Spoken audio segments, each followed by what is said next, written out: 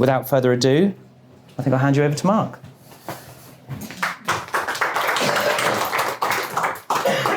Thank you and hello. This is exciting. I'll talk for about 40 minutes, so you know.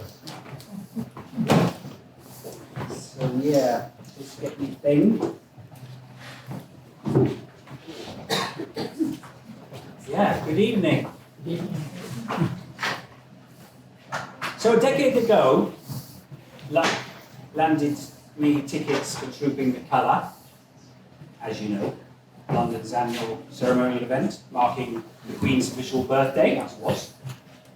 From seats up on the spectator stands, the panorama included 1,400 parading soldiers, 200 horses, all in their best dress, lots of red and gold, and the sound of 400 military musicians in massed bands. 8 weeks later, on 6th of August 2011, rioting started in Tottenham, North London.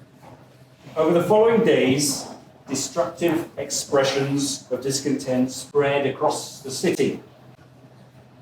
I was amongst the people from the Mayor of London's team, sent to spend time where the trouble started, to get familiar with the place.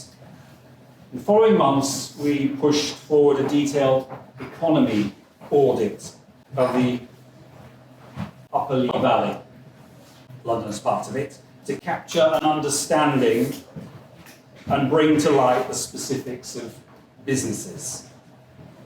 The once mighty industrial cluster in that part of town declined through the previous decades in a way that we're all familiar with, and the scars are still evident.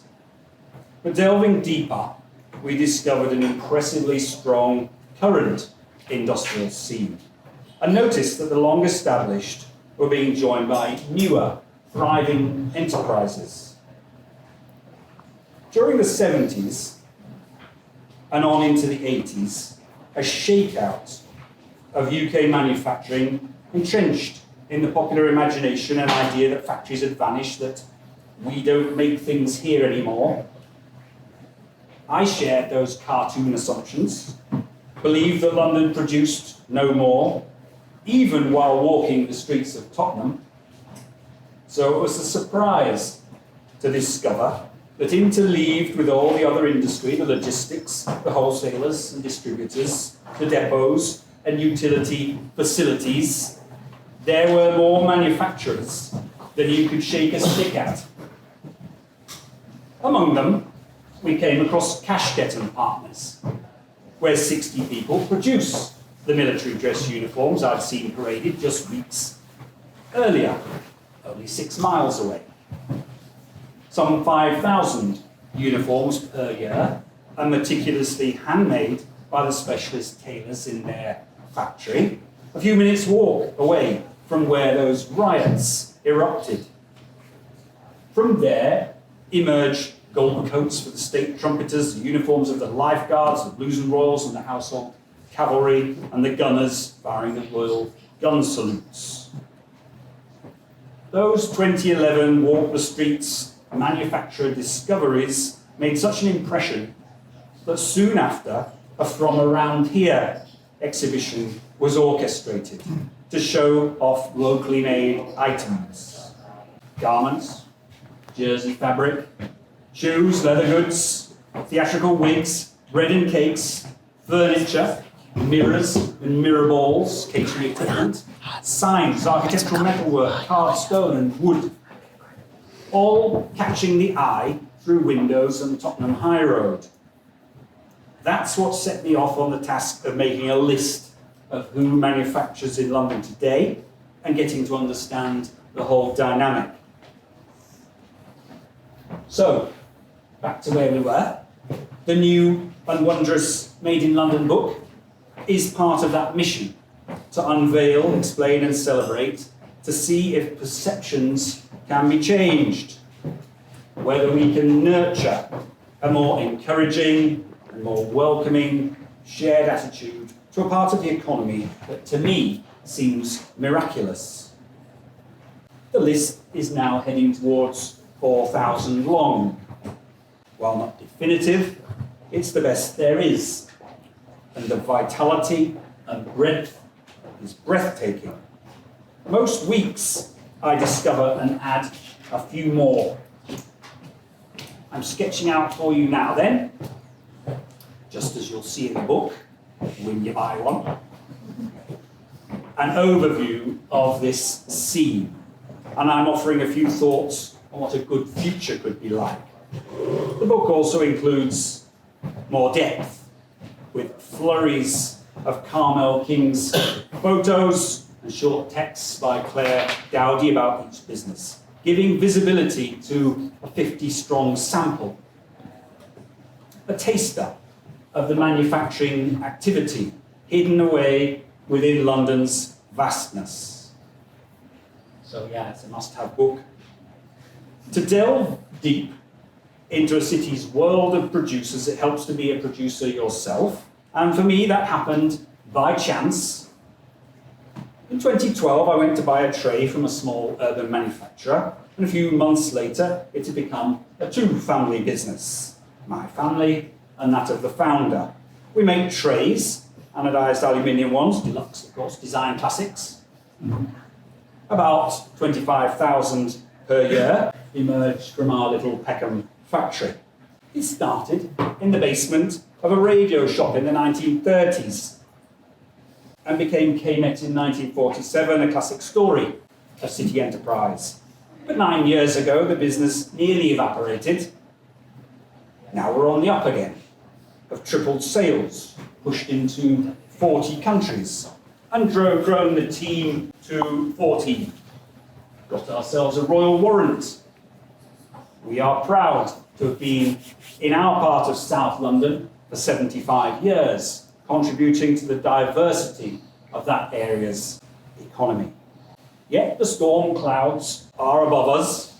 The local government that lord it over our area are driving ahead the eradication of industry from around the Old Kent Road, where our base is. They want large quantities of housing instead. And that requires clearances, a brush aside that threatens hundreds of businesses, several thousand jobs. And it could eradicate manufacture from another chunk of the city.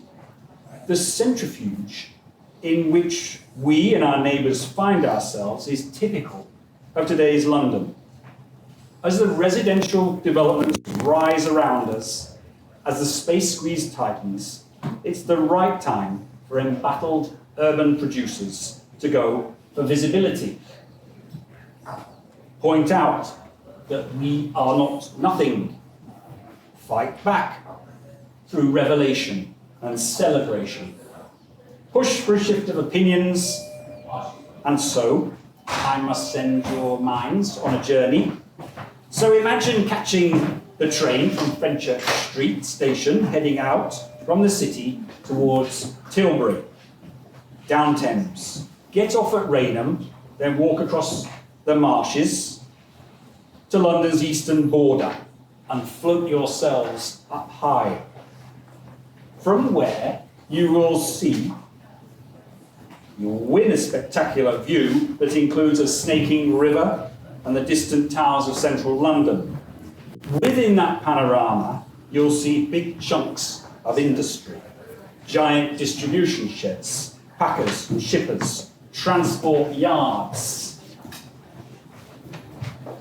berthed ships, aggregate wharves, rail depots and terminals, bus garages, stockholders and builders merchants by the dozen, laundries, repairers, recycling places, water treatment works, wholesalers, and the site of the new Smithfield and Billingsgate markets. In amongst this real-life diorama are myriad makers. Here, Britvic, who make Pepsi for London to drink, and the vast Tate Lyle sugar refinery, complete with 60,000-ton sugar mountain. Out the other end comes more than half the sugar the UK gets through. And businesses working with metal, glass, paper, plastic, lots of windows, doors, kitchens and wardrobes, foundries and fabricators, Turners, millers, punchers, platers and coaters, taps and magnets, vegetable oil and olive oil production in Belvedere, much baking, the gold ingot manufacturers, of course, optical sorting machines, containers and cartons, lifts and ducting, all are made there. Rice Miller Tilda are in the mix. Whittaker and Sawyer and Mason Pearson crafting brushes, the pallet people, makers of garden sheds, heat exchangers, sausages, ice cream wafers, filler caps, smoked salmon, wax. From high up, you glimpsed parts of London's production economy. It had been written off, assumed to be in terminal decline, but has in fact these days returned to growth alongside the rest of this big city's industry. 11% of jobs as a whole are offered by the industrial economy, work for close to 500,000 people. And producers are a vital slice of that.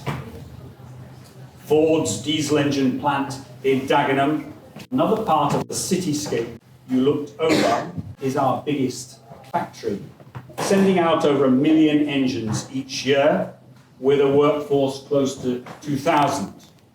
They're in the process of focusing production on van engines while considering further future options. But they are by now an eccentricity, the only maker with more than 1,000 people. There are several, including the sugar refinery and some of the big bakeries, with teams of a few hundred.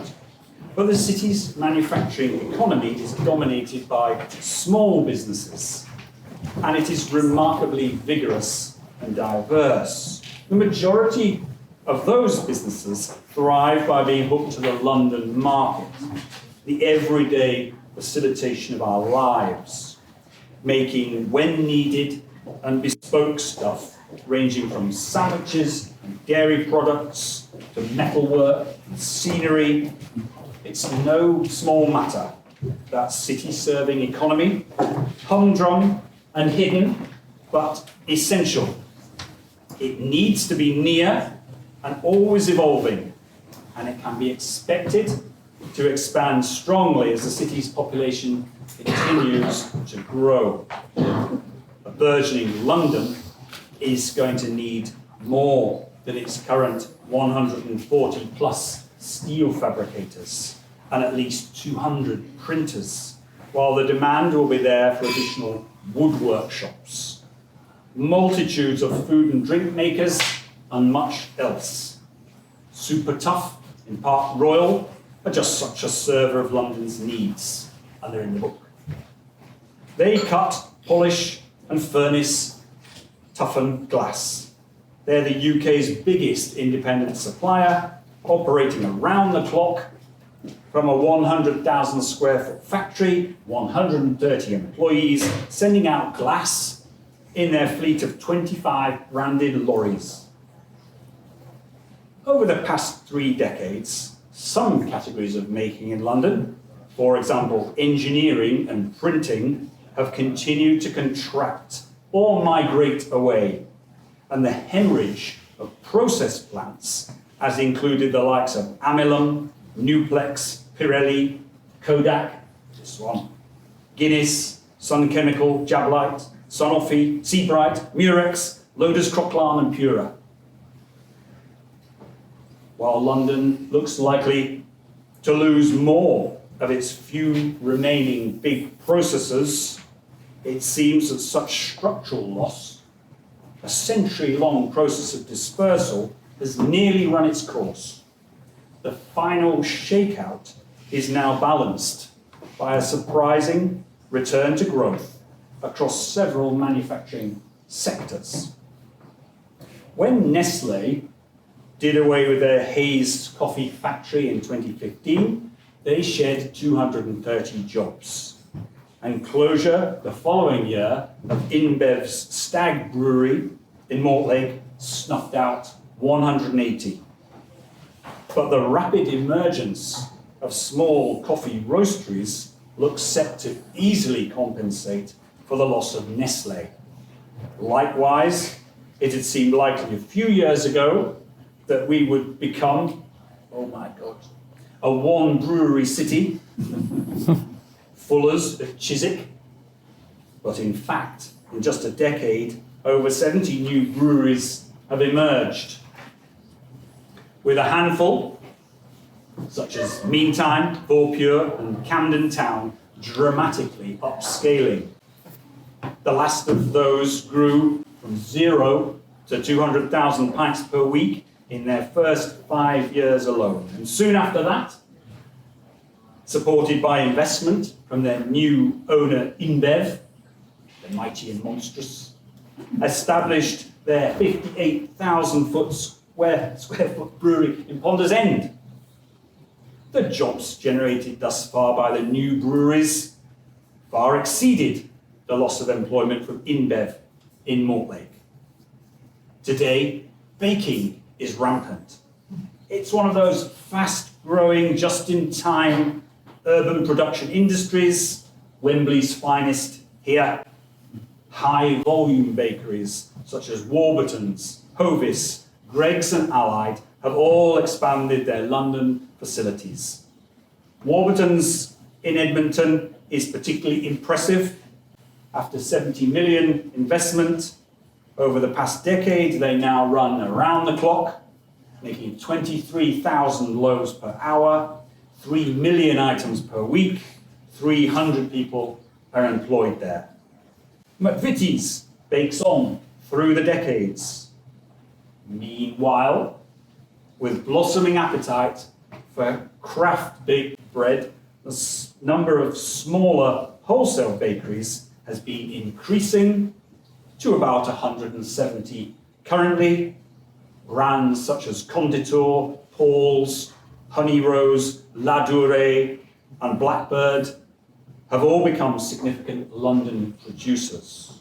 In fact, food manufacture has been the quickest to evolve, capitalising on the strength it's long gained from a culturally diverse population. Following on from the craft beer and coffee roasting phenomenon, London now also has 18 distilleries and 8 soft drink producers, mostly new. Chocolate making is blossoming.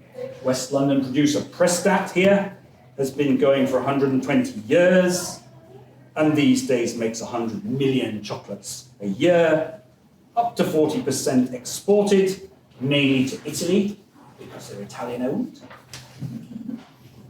They are currently the only industrial-scale chocolate producer in the city, but others are fast upscaling. And the city hosts a huge number of niche food preparation and catering businesses that include high-volume makers of ready meals, sustained by the phenomenal growth of air and rail travel via London. The expansion trends are accelerated by increasing prosperity, not for everyone, but for many, and interest in local origin. For example, the bespoke tailoring industry has reversed many decades of decline, with the city now boasting over 100 such businesses, believed to be the world's greatest concentration of bespoke tailoring. That includes our uniform making acquaintances at Cashket and the remarkable cluster that continues to thrive on in central London. A few years ago, the city's broader garment manufacturing capabilities were just a residue of a once formidable sector. In 1938, this is hard to comprehend, so steady on. In inner London alone, more than 14,000 clothing factories employing 178,000 people were counted in inner London alone. But 70 years later, the entire London garment industry had so dramatically shrunk that it seemed to be heading for oblivion. However, over the past decade, the skills in the few legacy producers and the vibrant design scene with its associated network of suppliers, of samplers and pattern cutters and all that stuff have provided a fertile base for growth. Clothing brands, in fact, have been the fastest to recognise Made in London as a major asset. Volumes produced are fast increasing. And today there are more than 300 clothing workrooms and factories, including 35 making shoes. That's Freed. Someone was asking about Freed before. Haringey-based Albion Knitting Company, who set up in 2014, was the first industrial-scale, fully fashioned flat knitter established in 80 years. Today, they make up to 6,000 knitted garments per month for small Paul Smith, Givenchy, Chanel, and other luxury brands who appreciate having both sampling and production in London.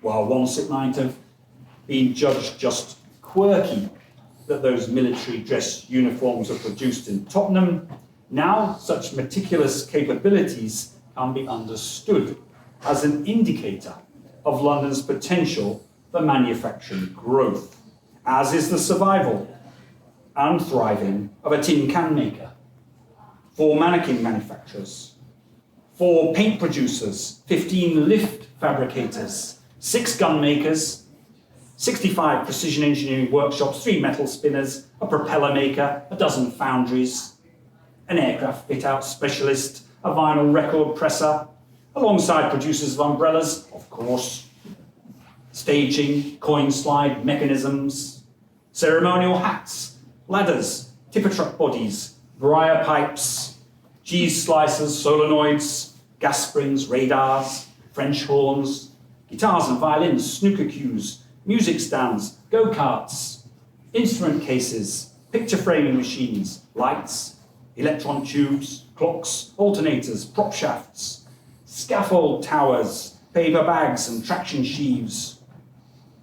In Willesden, Savoy Beds, 30-plus craftspeople, make about 350 luxury beds and mattresses each year, half of which are exported. They have a second workshop in Wales, an existing bed factory that Savoy took on. London's expanding concentration of people interested in luxury, and many with high technical or creative skill and go-getting drive who favour an urban lifestyle, is also having an energising effect on making in the city. Dunhill, Hanson, W&H Giddon and Tanner Kroll were amongst the few surviving own-brand luxury leather good producers in London. And they did seem anachronistic. But now, each is reviving and repositioning, and they've been joined by at least 70 newer makers, such as Bill Amberg, Thomas Light, Frank Horn, Alfie Douglas, and Serran.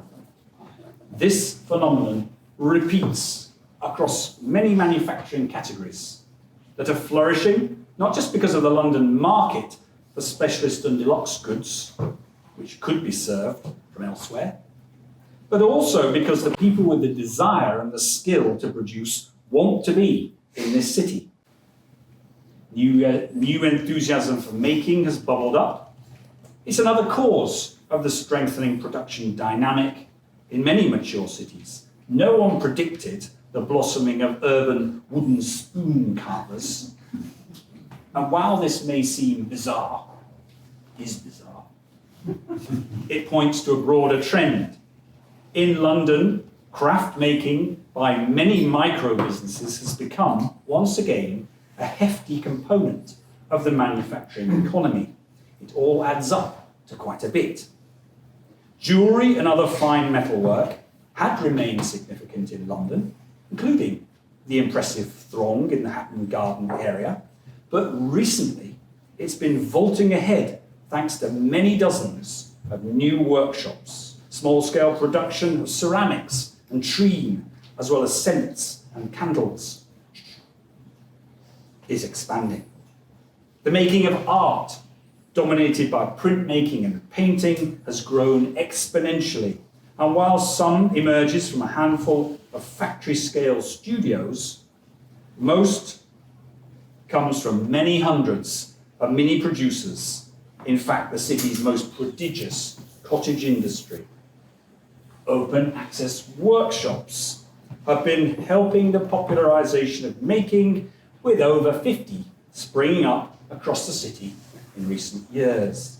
Some are now on a substantial scale, most impressively blocks in Edmonton that's recently grown to fill a new 30,000 square foot building with facilities for working with wood, metal and fabric. And then there are global shifts, giving a further boost to the refresh of making. Many, including me, have fond childhood memories of painting plastic models with Humbrol enamel paint in tinlets. The paints were long made in Hull, then for a time in China. In 2012, the brand owner carried out a contract producer search, won by Rostins in Cricklewood, who now produce the paint here in northwest London. This is part of a major swing to reshore, to localise some production, and several of London's specialist makers are benefiting from that. London manufacturers within numerous niches are thriving. Caterham conjures sports cars, Hensoldt UK make navigation and surveillance systems for when you need them, and Brompton fashion folding bicycles, 350 staff, turn out 75,000 bikes a year from their Greenford factory. Furniture production, which seemed doomed just a few years ago, is profuse once again, with now around 230 bespoke and small batch makers. Perhaps London's most remarkable sector success story is film production. This is at the moment experiencing dramatic growth. The city has long, of course, had one of the world's strongest theatre and event clusters, supporting over 40 set, scenery and prop making businesses, along with such as wig and costume producers. Indeed, central London's two biggest places of making are the backstage workshops of the National Theatre and the Royal Opera House. Now, much of that same capability is helping along the film industry boom and advancing alongside it. London and the areas around presently boast an estimated 200 sound stages, and the pace of new film studio emergence is staggering. During this flourish, specialists like Moses, a Greenwich-based deviser and manufacturer of camera robotics and virtual film production technologies, have emerged and prospered. Avalites are another, producing live performance, sound, light and video control equipment. They've been in Alperton, stalwarts there since 1985, now employing 54 people, growing and selling around the world. A little while ago, I spent some time in Belfast. 3,000 people work in the Spirit aircraft wing factory there. It's big on the horizon when you land at the city's airport. They began in 1903 as Short Brothers, at the start making hot air balloons next to London's Battersea Gasworks, in a railway arch. A few years later, becoming the world's first volume aircraft producer. 957 of these Hawker Hunter jet fighters were produced at Hawker Aircraft's Ham Works near Richmond. Others from the history of the UK's aerospace industry, including Sopwith, Short Brothers, Handley Page, de Havilland, Fairey, Airco, Plessey, Decca Radar, Smiths Industries, Kelvin Hughes and Raycal, all emerged from this city.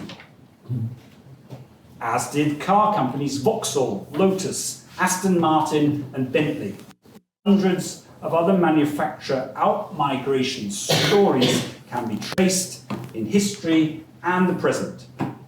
This migration fan was made in Crawley by London manufacturing diaspora business Vent Axia. Others include Royal Dalton in Stoke-on-Trent, Trebor in Sheffield, Swivels in Maplow, Tannoy in Coatbridge, Grapnels in Harlow, Kent Brushes in Apsley, Charbonnel at Walker in Tunbridge Wells, Hilly in Ebbw Costa Coffee in Basildon, Vitso in Leamington Spa, Sarsons in Middleton, Ambala in Welwyn. London, with its formidable concentration of resources and a strong entrepreneurial dynamic, continues to be a surprisingly abundant seedbed of manufacturing. Through the incubation and growth cycle that each enterprise rides, a proportion will decide to stay in the city while others scatter. This nourishes the economy with energetic and evolving businesses across a geography far beyond the metropolitan area. But what's painful to observe now is that more than ever before, a high proportion of the industrial business diaspora is forced rather than voluntary. Not because businesses choose to fly the nest, but rather because someone else wants to grab their place in the city. I first noticed those dark storm clouds above the Old Kent Road, and now beneath them, across London, all-conquering housing growth is reducing the capacity to welcome a varied economy. Industrial businesses, both existing and emerging, are being expelled as we race towards a shortage of suitable accommodation measuring in at some 700 hectares. If the process isn't halted, then our economy and culture will be less diverse and thus less resilient. There will be a shrunken range of jobs available, and we could stifle swathes of city fruitfulness. So our book is a revelation of renewed vigour, of the surprising return to London's manufacturing growth. That's the easy strand. But also told here as a tale of robust businesses, the workers of many miracles, confronted by developer and local government hostility and forced to put energies into fighting against expulsion from their city. The sweep away process is clumsy, and fighting it now eats hefty chunks of many producers' time, including mine. I know of plenty who have been relentlessly cajoled and are experiencing dramatic rent escalation, while some have endured expropriation, action, and intimidation. It's certainly a rough battle, and right now it looks like a very hard one to win. Yet the planners who allowed this problem to emerge have been looking the other way. In London, we have a city plan, still stuck with old ideas about the geography of the economy. It implies that just a handful of large, consolidated, and segregated industrial estates will be fine. It encourages the erasure of hundreds of smaller working areas and fails to acknowledge that industrial uses are remarkably varied and operate at many scales.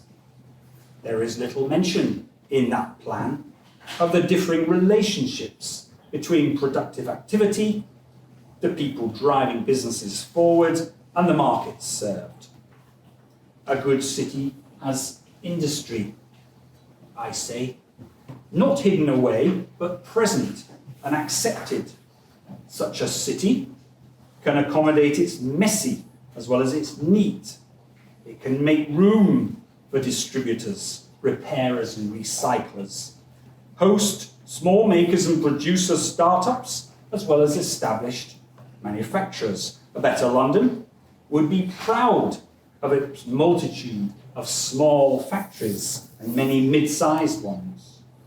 It would let us see all these things as we walk by, appreciated and respected, as much as the schools and shops, the places where we gather and take our leisure, the offices, the healthcare, and the eating. That future city would make space for all the ventures people give life to, as well as the practical, just-in-time essentials that support daily lives. That place would not only have the bigger industrial areas, things like Park Royal and etc., well joined into the city's continuity, but also a filigree of premises elsewhere, everywhere, and plentiful. Each of London's 600 high street localities could include space suitable for smaller industry, for modest scale workshops, workrooms, storerooms, depots and yards as part of their mix. Industrial premises suitable for London's businesses should become a component of more new developments. And we need to evolve our building types and configurations, devise new ways of incorporation into a city that's becoming ever more intense. Take a good look at what's being pulled off elsewhere. Here one now being built in Brussels. This totemic model of Matthew Gregorowski's 2016 Factory and House project provides a simple reminder of an objective and a challenge to many decades of assumptions about the segregation of activities and the distancing of industry. Dare me to build a version. Cities are the home of innovation and enterprise, a great crucible of the new, and that includes making, an activity that's once again champing at the bit. My feeling is that we should further reveal what we've got, work to win people around, while at the same time pushing the policy and decision makers to recognise that manufacturing is a vital part of metropolitan life that should be visible, understood and nurtured so that its momentum can be sustained. Now is the right time to embrace production in London, to realise that we need it, shout out that we want it, act to sustain a welcome for the world of wonders celebrated in our book. Thank you very much for listening.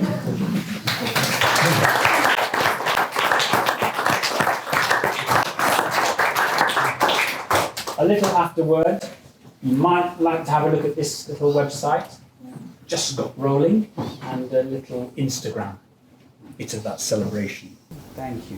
Thank you so much, Mark. And can I invite our other speakers to come up? I mean, that was absolutely amazing. I've written loads of notes in case anyone thought I was texting my mum.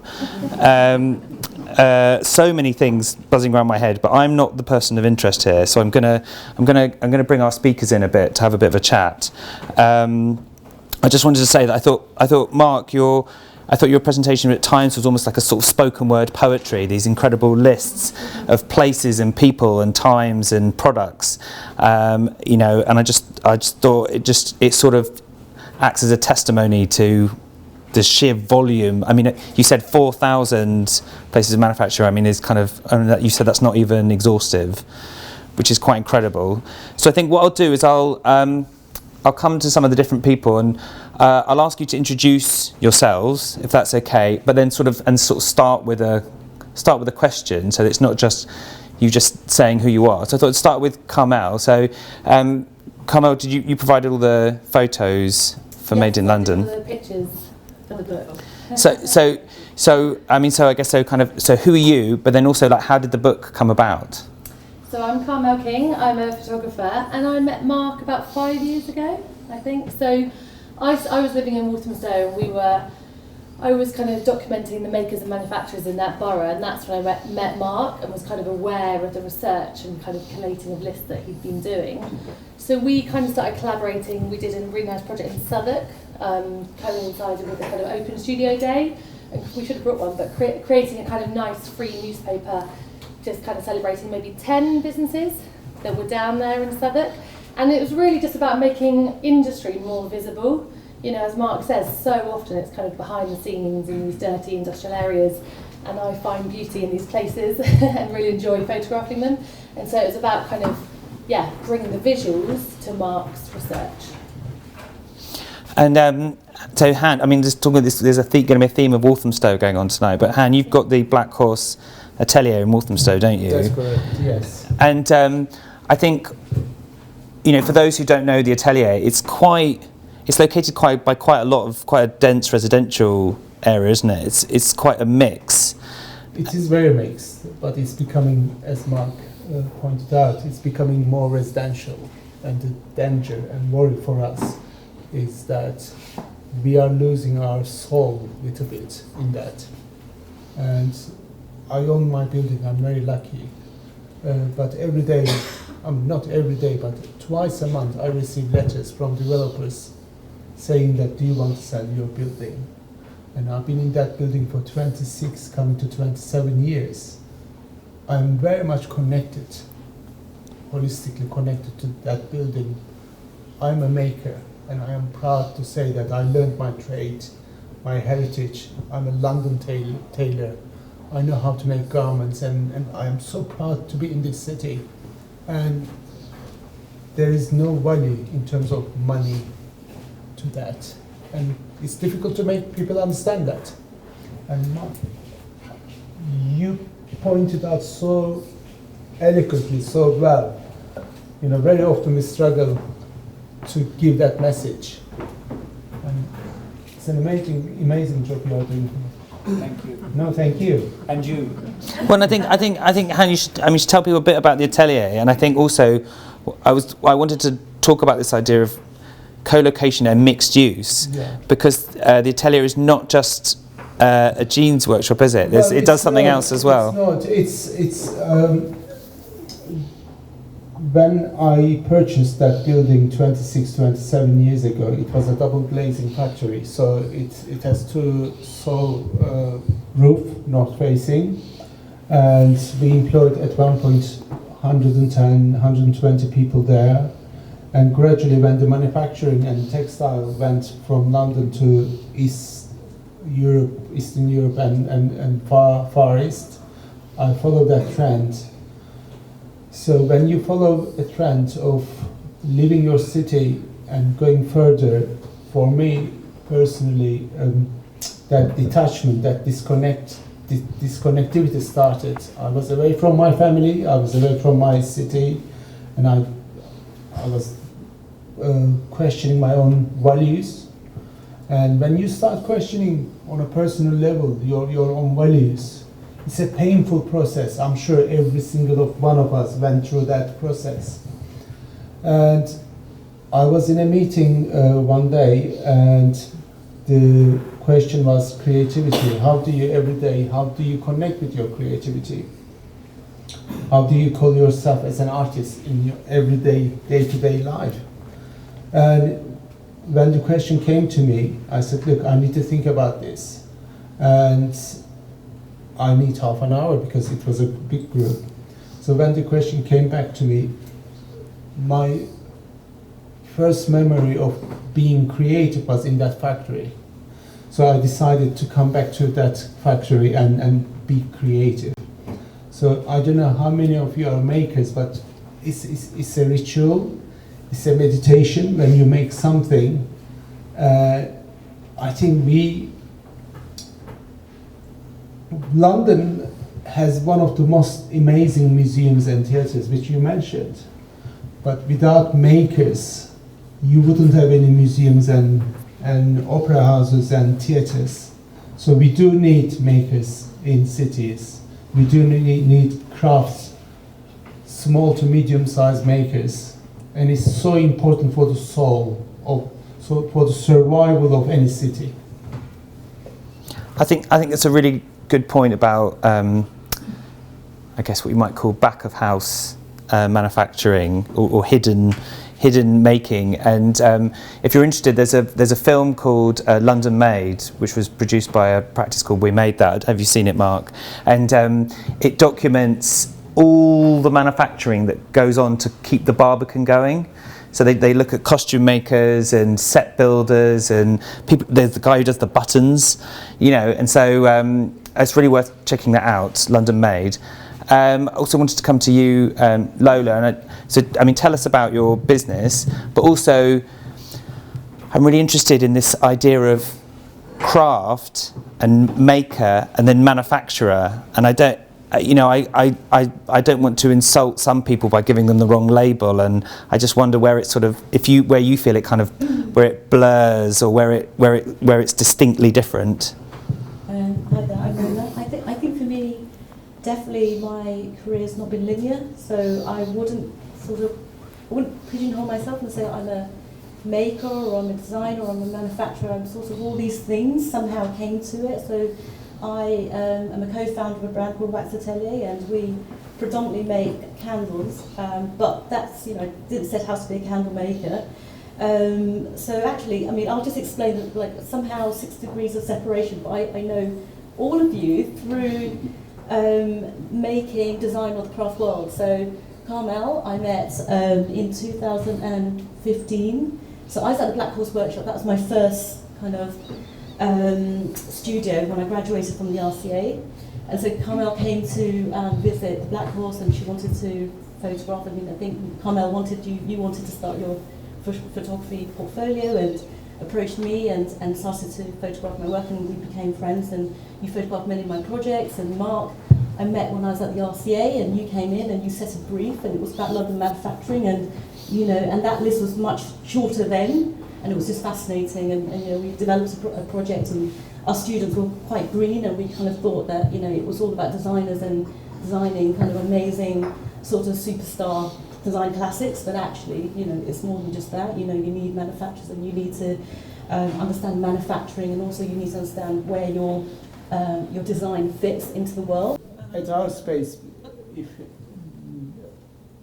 we did try to create a multidisciplinary space, because I think we wanted to change traditional manufacturing, because generally it happens behind closed doors, especially sweatshops, especially garment manufacturers. They are not very transparent, and I wanted to change that. We wanted to change that, and we created a space where in the beginning we had art restorers, weavers, photo studio, photography studio, and of course, most important thing for me, we have a pop-up restaurant within the space. So that was intentional, because restaurants are most democratic spaces in any high street. Everybody goes there. But also through having a restaurant, we feel that we connect with the locality, local people. And by forcing local people coming in, they understand and they see manufacturing. I think that open houses or creating spaces where people could wander around is so important. And I think you were talking about craft beer. Thanks to Gordon Brown's initiative with progressive tax duty on craft beer production, craft beer movement achieved that, because they open their doors to the public and they serve where they produce. I think that rawness, that's simple, genuine space. As you said in your presentation, yeah, we need amazing parks and amazing residential areas, but also we need some rough, raw spaces, because that's real life. Anyone else on the coolness? Yeah, I'll have a go at cool. Well, of course. Well, the simple answer is yes. Of course, it's cool.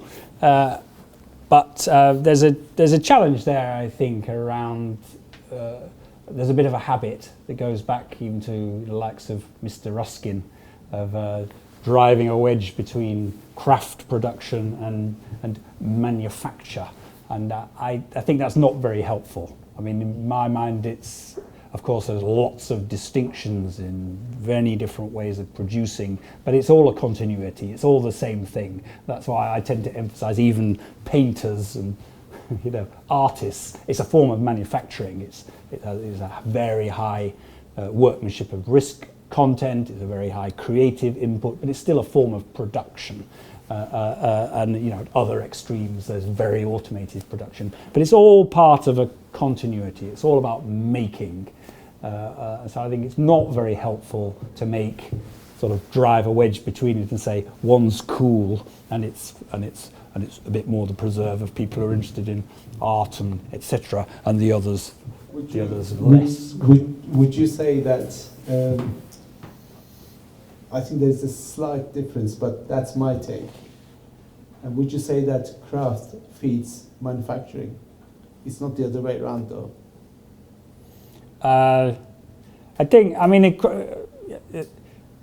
It's a long discussion. What is craft? But I suppose I would go for craft. Is talking about workmanship of risk. It's where there's risk in the workmanship. Things can go wrong, so there's a lot of person judgment. And I think that kind of craft is an essential component of all manufacturing. Within even the most mechanized production, there's a high degree of craft. At some point, somebody has. You go around the Tate and Lyle factory, and one of the biggest chunks of the workforce now is the engineering workshops repairing all the machines, and it's a craft operation. Every job is different, every motor that needs rewinding, every little bit that needs returning, relathing, re-engineering. So they've actually got a huge, essentially a craft workshop of whatever it was, 100 and something people in this factory. So you think, oh wow, it's this super mechanized factory, but there's actually a big craft, what you would call a craft component to it. And Lo, you said you started off with the Black Horse workshop, and that kind of felt like it's a good, is that right? Yes. Yeah, so it's like a good entry level space, isn't it? So if you are like a one-person band and you're kind of thinking about how do I develop this, it's kind of before serious business, maybe? I think most people, well, in my experience there, I think most people, it's definitely the craft element, so most people don't think beyond that, because I think it's a completely different, it's a different sort of ballpark after that. I mean, we're in the manufacturing stage now, and I would kind of chime in with Mark and say, at that stage, a lot of it is about efficiency, like doing things, like being very efficient with your time and your materials and consistent, and that's quite tough as well, because then it becomes, I mean, it can be, there's still an element of like high precision and craft, but it's also, it can be quite monotonous as well, so you can't sort of, fall asleep or wander off. And so that's a challenge in London, because there are a lot of distractions. So we do have so no phones, but people can't help it. They want to talk about the phone, but it's almost, you've got to be quite sort of not like, it's not automated, because there is it's all handcrafted, but sometimes it is like we're humans, and we can get distracted, and especially if it's hot outside, people don't want to work in a factory, so that's a bit of a challenge, I think. So yeah, it's not that glamorous. I think on the outside, in terms of fashion and the way we dress, people like to kind of adopt that look, but the reality is that it gets quite hot and sweaty. It's not that cool. But but in terms of like the camaraderie and doing something where you feel like you've done an honest day's work, I feel like that every time I go to the factory and finish the day, we've achieved quite a lot. And and also beyond the whole manufacturing, I think there's a lot of different components as well. I mean, there is that kind of, it's not just, manufacturing can't exist also without design and marketing, because if people don't see what you do and how great, the products are great and it looks great, then it can also be very obscure, and people, it can end up being invisible. I mean, and that, I guess, is where you come out. You're just drawn to document it. I just enjoy the activity and showing the process and the people behind the scenes, because I think so often we see the final product, we don't actually see all the processes that go before that. So I think there's value in showing that.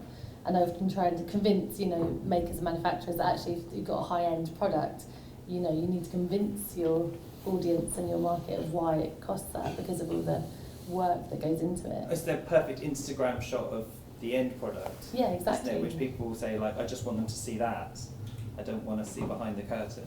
Yeah, and I think it's on, oh, but it's messy and it's this and that, but I think it's so interesting, and I think, you know, now more than ever that storytelling is really important for brands. So, and just to go back to your comment about industry being cool, I mean, obviously we all think it is, and I think the sort of flip side is that craft is cool at the moment, and I think this is why me and Mark were really keen to make this book, because, you know, there's a lot of press and wonderful airtime for craft, however you want to kind of, you know, distinguish that, but actually I think industry doesn't get that press and airtime, so we were really keen to kind of bring industry into this conversation. And a lot of the bookshops and, you know, press and marketing people that we've spoken to have kind of struggled a little bit to know where this book falls, but I'm actually quite proud of that, because I think, well, maybe we're trying to carve something new here that isn't actually talked about an awful lot. So this is why conversations like this are important. It's funny, isn't it? They whenever they do a BBC or ITV report on anything, they always seem to be in a really noisy factory at 7 a.m, don't they, with someone wearing a little hat, and they're saying, you know, how has this, you know, tax thing affected you, you know? And so it seems to be like we kind of naturally want to see those places of business. I'm hogging everything. Does anyone have any questions? Yes, please. First one up. I just wanted to, well, thank you. It just feels like that was such a hopeful, optimistic talk to hear about. Well, I didn't realise how many there was. I was just wondering, you've collected loads of data and you've got loads of information on these 4,000. Have you mapped it? Because I was just thinking, to help your visibility, you can imagine a map where you can see where all these industries are happening, and it would also be a useful tool for architects, for us to show to planners. I mean, London boroughs probably don't even know exactly how much they've got going on in their area. Yeah. But you can see like how that all that information you've collected would make a brilliant map. No is the answer. I think you'll get volunteering to do it in a minute. We haven't, but we have made visual audits. So we've done visual audits of Southwark, and I think that that's an idea that we should roll out borough to borough. Some areas, but that's a big job. And, it's endless. But you've done the hard bit. You've collected information. Yeah. No, I wish there was a bit more. Where's the cavalry? I know, Where's the mayor? Where's the boroughs? Why are they interested? And also, it goes out of date so quickly. So, you know, we've done Southwark. Interactive digital map, and we've wondered about that with websites, but we would constantly be having to. I mean, that's not a reason not to do it. It's not a reason not to do it. But yeah, just a little manpower, as Mark says, that's needed to kind of do this. But the councils that just need to get behind it. And actually, Waltham Forest did give me funding initially to kind of, you know, document what was there on a very kind of small level, but we're just constantly frustrated with the lack of cooperation from the councils, because they don't want to know. You know, it's a difficult sort of conversation for them that they kind of just push away from. So. In the red at the back. I'd like to ask Mark, I've got two contrary thoughts. One is, like every day, somebody loves London, you find a developer is either destroying something, trying to destroy it, or is degrading something you love that makes London special. One thought which you dealt with in a way, how do we keep the developers under control? And the second contrary thought is that if you look at the history of industry in London, it starts off in the city, and then in the 18th and 19th century spreads out to Hackney, Tower Hamlets, Southwark, Lambeth and Camden. And then in the 20th century it goes on the roads, out to Great North Road and Greenford to Hoover Factory, places like that. And the late 20th and 22nd century, it then infills in Greater London. And my thought is, in a way, isn't there something whereby a place comes up, industry moves out into the non-places and sort of colonises those non-places, and then those non-places somehow come up, and then industry leaves them and moves into the next non-place. So do we need to worry so much about some places being, you know, like Hackney Wick becoming trendy and people moving out, because the next place will fill in the way that it's always done in the past? Don't know. I think the problem is when a city like London is gentrifying, there's shortage problems that mean that in the hierarchy of who can afford what rent-wise and accommodation-wise, whole layers get squeezed out. But when that's happening city-wide, you've got problems. You lose some things that you wouldn't necessarily want to lose. Certainly, you're right. that there's this diaspora process, and our economy is adjusted in such a way that a lot of big-scale industrial activity, including the majority of logistics, is not in cities, and it couldn't ever be in cities anymore. But on the other hand, there's a huge category, a subset of the totality, that really needs to be in cities. And that's where the danger is. If you lose the capacity to welcome that, I think you start to have a problem. And I think London faces that problem. Yeah, I just wonder what the makers think. I add something on that, because I think with the pandemic we have seen that local production was so important. So with that, of course, evolution of cities is inevitable. But in that, if we lose know-how, and if it goes further away and local production disappears, and when there is a moment of need, then there is a problem. And luckily we have seen it in our lifetime. And at the pandemic, we couldn't produce our own clothes. We couldn't find fabric. So what do you do then? I think keeping know-how on a political level is so important, because without know-how you can't do anything. And I think local production and manufacturing and craft provides that know-how. And also the other thing, one last thing, in the know-how, if you lose that, quality becomes somebody else's opinion. And if you don't know how to create that quality, and if somebody says, no, this is the way it is, you accept that, and that becomes a norm. So I think keeping the know-how, and we make jeans in London. The reason we make jeans, and we are in our own right, we are a bit successful. The reason for that is we want to produce best jeans in the world, because we have the know-how. But if we didn't, why would anybody buy made in London jeans if it's not great quality?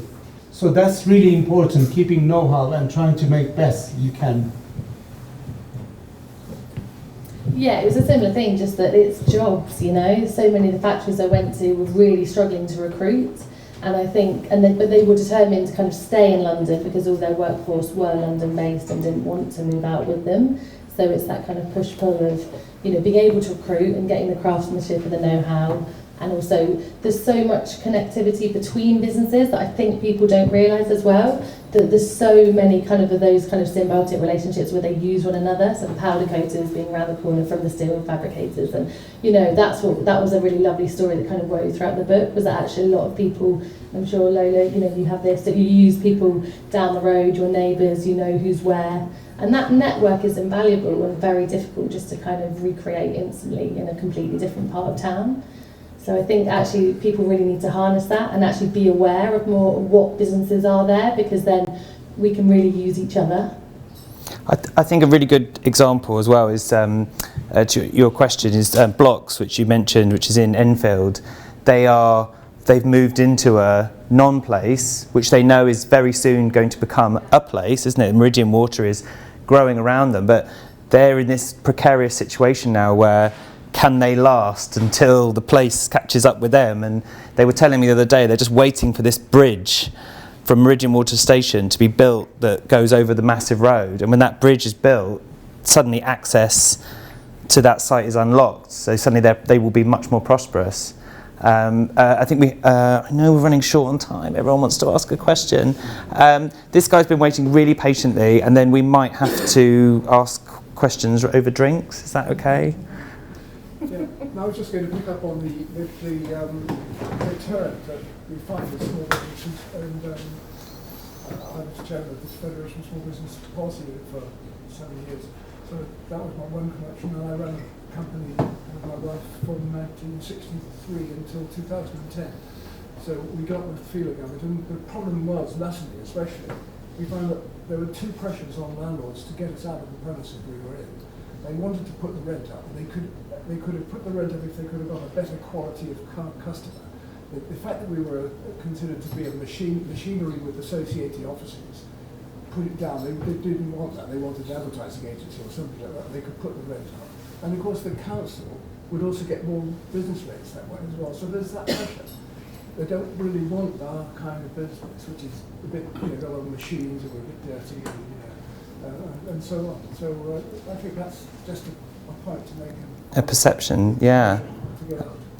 I totally agree, and I think that gives me time to get to Claire. Sorry, just one very quick question. That is, how close are the people who are working in these wonderful workshops, studios? How close are they living to them? My particular interest is in social sustainability, and we fund local social innovators. So I'm just, are people living, are they working within their own communities, or are they travelling, or both? I think, and it's partly a guess, it's more localised than many parts of the economy. Certainly that's the case in my factory. We have a high proportion of pretty local people, and we